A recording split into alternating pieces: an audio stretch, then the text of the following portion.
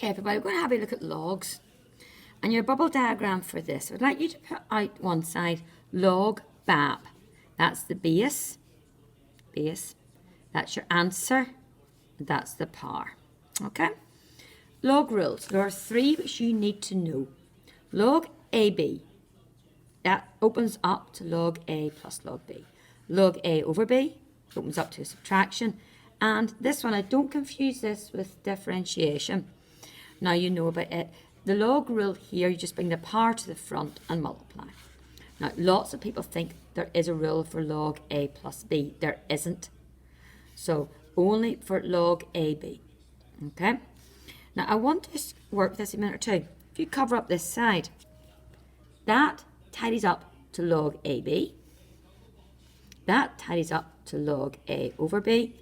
That can go up to log AN. Most people can see this side and expand out to log A plus log B, log A minus log B, and N log A. But people aren't as familiar seeing it going in reverse.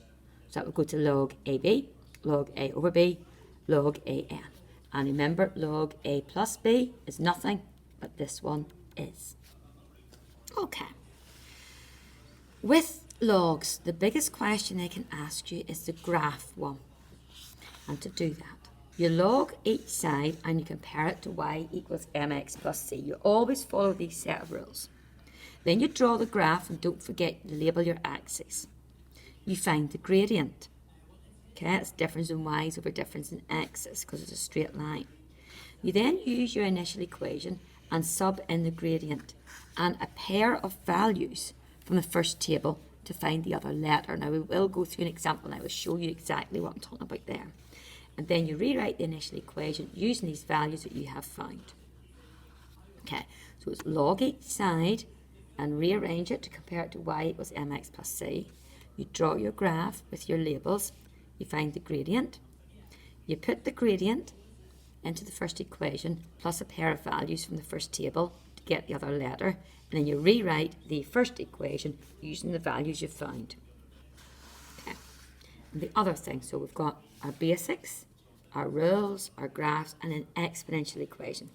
An exponential equation is one where x is the power or the index, where x is the high up number. For these, you must only have one term on each side. You log each side, you move the power to the front, you multiply it out any brackets, letters one side, numbers the other, and solve. So we'll see that as we go through some questions.